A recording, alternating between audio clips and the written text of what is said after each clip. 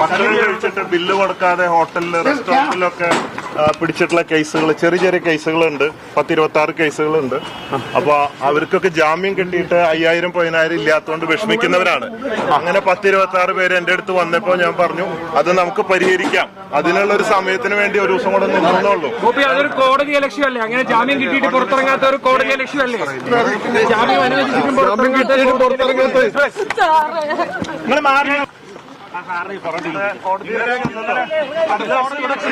കിട്ടിയത് നേരം വൈകി, ഇന്നാണ് കിട്ടിയതെന്നാ പറഞ്ഞത്. അല്ല ബോച്ച ഇന്നലെ എന്ത് കാര്യത്തിന് ഒരു തന്ത്രം വരുന്നില്ല, അതൊരു നാടകം വരുന്നില്ല. ബോച്ച എന്ത് നാടകം? എന്ത് നാടകം? നിങ്ങൾ അദ്ദേഹത്തെ ശല്യം ചെയ്യണമെന്ന് എന്തിന് നാടകം? പൈസ ഇല്ലാത്തതുകൊണ്ട് അവർക്കുള്ള ഒരു പൈസ അറേഞ്ച്മെന്റ് ചെയ്യാൻ വേണ്ടി